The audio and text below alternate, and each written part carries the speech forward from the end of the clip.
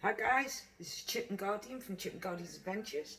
So today's Sunday, so it's April 25th. So everyone was asking me, I'm doing a wartime Sunday roast dinner. So everyone keeps asking me, how do you make stuffed tarts? So I'm going to show you how to prepare stuffed tarts. So just put the kettle on. So if I bring yours over here and put yours down a bit, we'll get started. So to make stuffed tarts, you're going to need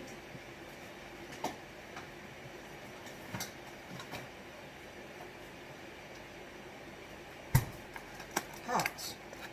I use lamb hearts. You can use beef hearts or pork hearts, whatever you want. But I do use lamb hearts. Now, Guardian can't have stuffing because dogs aren't allowed onions because it makes them anemic. And yeah, so he can't have that sort of thing. So anything to do with the gut, if it moves the guts or anything like that, you shouldn't really give your dogs anything. Like people give them spaghetti bolognese and it's got onions and garlic and stuff like that, and dogs are highly allergic to stuff like that, and it can lead to long-term problems. So my suggestion to you, talk to your vet and they'll tell you whether they can or can't. Go on to Alexa or go on to Google or anything like that and check it out. But I do suggest you talk to your vet.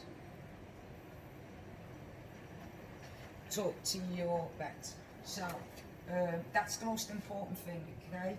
Do not give your dogs leftovers unless you talk to your vet first of what they have, because although they can eat peanuts, they can't eat any other nut, especially almonds, right?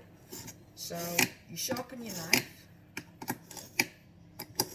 So Guardian likes his boiled, not roasted, but he's going to get roasted today, whether he likes it or not. Right, so here we go. So you want some tin foil, right? Because you'll want to wrap it. So, like I said, don't give your dogs leftovers. I see people giving them kebabs and especially spaghetti bolognese and stuff like that. And sometimes you can get away with it, but stuff like another big dangerous thing is like sultanas, raisins are very dangerous to dogs. So please be careful of what you give your dog. Right, so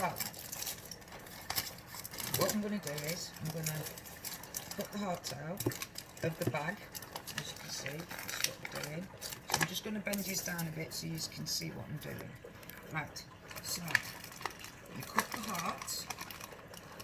So this is a heart, right? It's already got sort of like the chambers, okay? So this is what a heart looks like, but they've already slit it. I hate when they do stuff like this. This is not what you want. So what you do is, see the fat bit round there in the ventricle, you take it off. You can give that to your pup, but don't give him raw, okay? Make sure you don't give him it raw. And then you cut it, okay? So cut off your ventricle. You can eat it, I do, but most people don't like that sort of thing. So you cut it off. Now, if you've got a fussy kid or something like that, this is the best protein meat, okay? It's also high in iron, and it's less fatty than any other meat, okay? So it's very good for you, okay? So then you open it up. Like I said, I don't like it when they cut. I don't like it at all. So you open it up and you can see there's like little veins, and just cut them out. Now I know some people think, ugh, but you can get your butcher to do this if you don't want to, okay? So let's find a new one. Hopefully this one is not cut. Right, cut. So Guardian can have that one. This one's not cut, okay? So this is how we're going to stuff it. So again, you see that? That means that the animal has lived a good life, okay? So when you get one that looks like this, it means the animal's lived a good life, okay? So let's put this over there. Let's take, all we want to take out is the ventricle, okay? So you want to cut the ventricle, and you want to cut, like I said, you can eat this, or you can use it in a stir fry, or but most people are a bit goopy about stuff like that. So then you cut round to leave an opening. Can you see that? There's an opening, right? So you cut round it like that. Take the ventricle off. Now you can use a knife, but if you want to get your kids to do it so they can get used to it, but if you've got fussy kids in that, they're not going to know it's not lamb if you slice it, okay? So you don't want to give it to them on a plate like this, like a full heart. You want to do more of a slice, okay? So you can remove the fat if you want to, just keep going round. You can use this for pies and stuff like that. It's really nice for pies, and it's like a suet, because that's where you get the suet from anyway, right? So you can cut it up, make it nice if you want to, or if you're going to slice it, it doesn't need to be that nice. You just need to cut it off like that, right? So then you open the inside up, like so.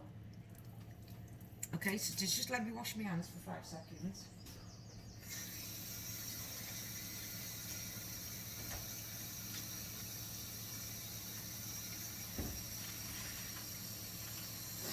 Okay, now what I use with my hands is this, because then you can throw it away. It's not gonna have like loads of stuff on and stuff like that, right? So then, so let me lift you up a little bit, okay? So now, I've just got it on. So now you take a bowl, okay? Take a bowl. Take a spoon, okay, you don't need much, in your stuffing. Now you can make your own stuffing, which I normally do, so garden can have some, but unfortunately I'm not making it today. Be back in a minute. Okay, so then we use stuffing. Any stuffing will do. I like homemade stuffing myself, but again, I'm just doing it quick for you guys, because if you're busy working or you're a busy parent or guardian, the last thing you need is to make it. Right, so then let's go take you over here. Then, so what you do is you pour water into your stuffing. You don't want to do too much, because you're going to make stuffing balls with this for your Sunday roast dinner, right? So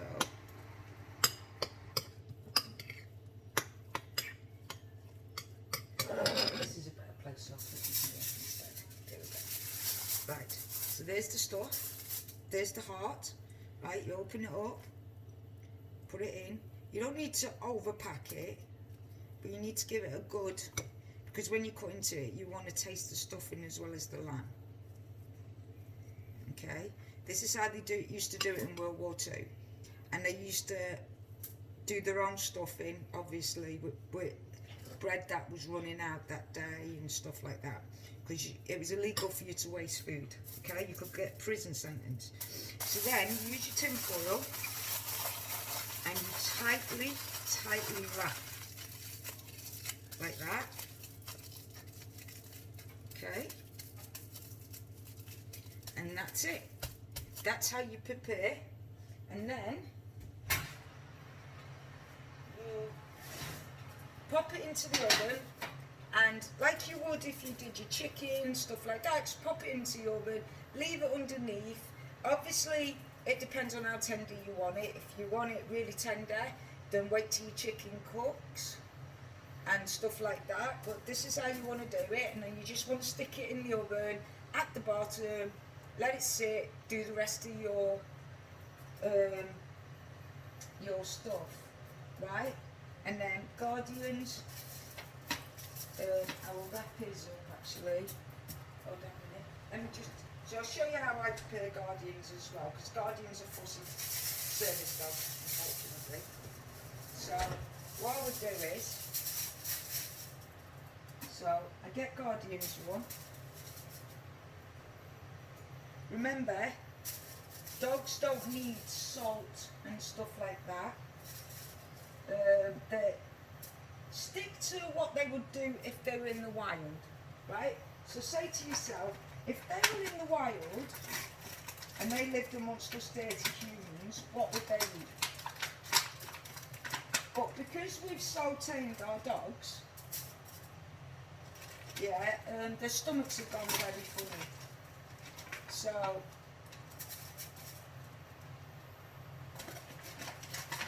right, so again, you look how nice this is. See this?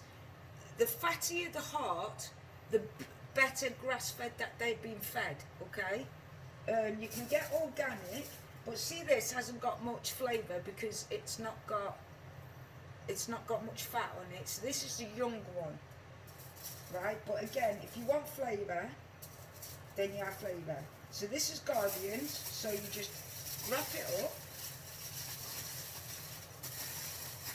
Now, if you want a good gravy, now listen guys, here's a trick. If you want a good gravy, see them fatty parts, I'll show you, see these fatty parts that I was telling you about?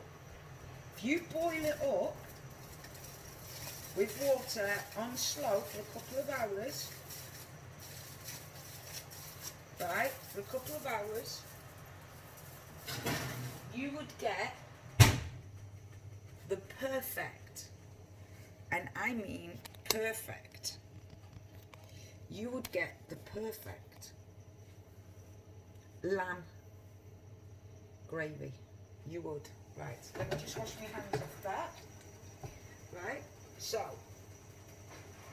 as you can see, let me clear up this bit first because I am OCD. So I like my areas clean. I am a trained chef, so I've been taught to clean it after myself. So I'm going to show you something now that is going to be shocked at, right? So, you know how Sundays, Sundays is very like, you know, kids are tired from the week and everyone's like in bed and you want to get up and it might be a nice day, outside, right? It might be a lovely, lovely day outside. Okay, when I clean, I always use to dry my let me just get this right. To dry my things to put them away, I always use kitchen towel. I never ever use this. And I'll tell you why. Because when you're sitting it down, there's germs on it, it gets wet, you put it back, you use your food. Do you see what I mean? That's how you spread germs. So this way, pop it straight into the bin. You're done. It's not hanging around. You're done. You use your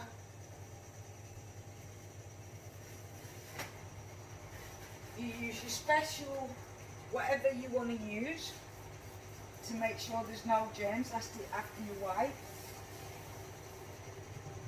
Again, when you wipe, you don't need a sponge and that because it's probably harboring germs on already. So you just want to wipe this up. You haven't got no cloths or anything hanging around. Bin, straight in the bin, done. Right, so now we're going to do the stuffing balls. Now you're thinking, oh, but we've got all the potatoes to do and stuff like that. No. So Saturday night, before you settle down to watch a movie or whatever, right? So you put butter or olive oil. I prefer to use olive oil, to be fair, in my stuffing. It's better than butter, it's healthier. Right. So now in World War II they used lard. Okay? But because the people that I'm cooking for today is fussy with meats and chickens and whatnot. You know, they'll have a chicken or roast pork, but they don't have beef or lamb or the, you know, the weird like that. So I think they call them lactose vegetarians. So you're about ready to settle to watch a movie. So what you do is cut all your vegetables, pot boil them up, right? Part boil them, put them into, I don't know, into like a food saver bag or whatever your thing is, right? Do your potatoes the night before, boil your potatoes the night before. Right? And I'll show you in a minute why. So, boil your potatoes the night before. Put a bit of flour on them. Stick them in the fridge. You want the most fluffiest, softest potatoes. That's how you get them. So when you put them into the hot oil, because you won't need much oil with it, you see. You don't normally, to make a good roast, you need quite a lot of oil normally. But you won't need it if you put flour on it and put it in, not too much flour, just dust it with flour, bit of salt, stick it in to the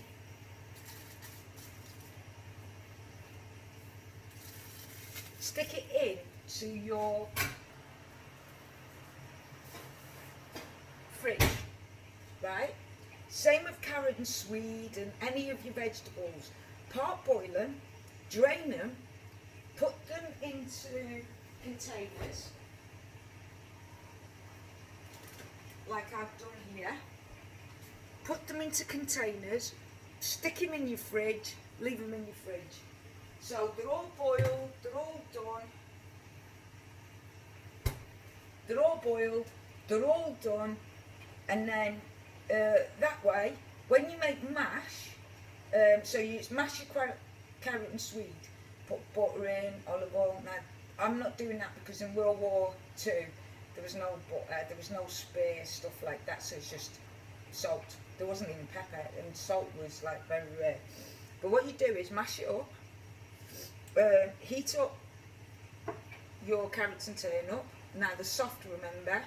Then mash them up, put a bit of butter or whatever you want in seasoning in it, mash it up, and then it will slowly be done. It'll be done. So 2-3 hour roast dinner with all the trimmings, then you've got to wash, then you've got to dry everything, put everything away, and it's you know, it's like do a lot of boiled potatoes. And then what you do is, once all your cabbages and everything's done, you can put a bit of butter in, stick them in the mic, nuke them, done.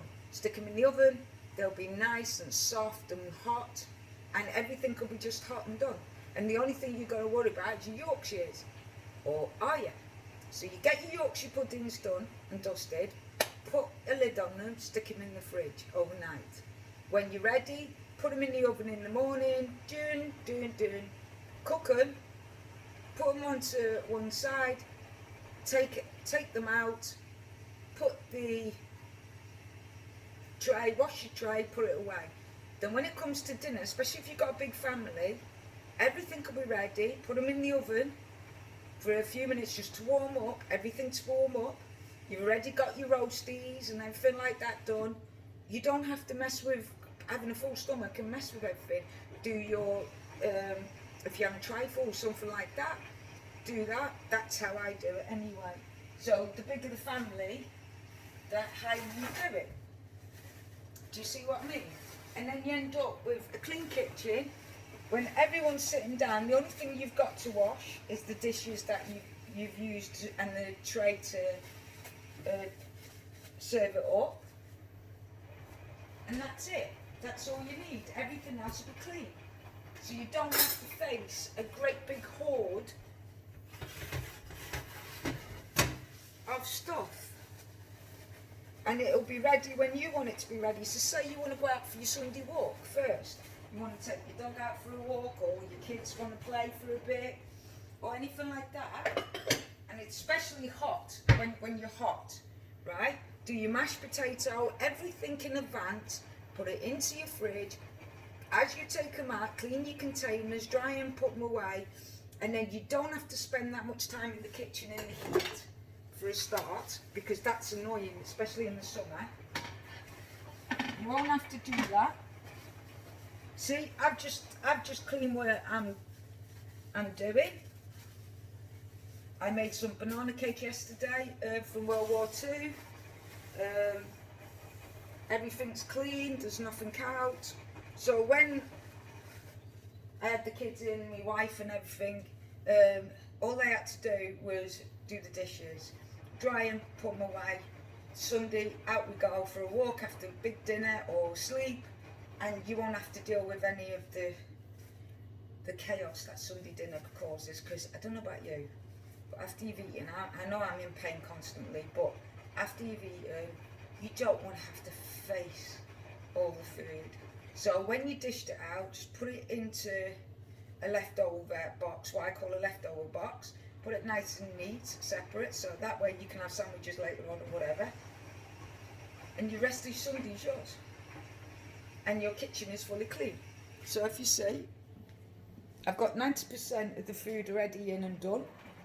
I've got the chicken to do, but look, no dishes, no nothing, nice and clean, see? No worries. So I hope you enjoyed this, and I'll see you at the mukbang for the World War II roast dinner. Catch you in a while, crocodile.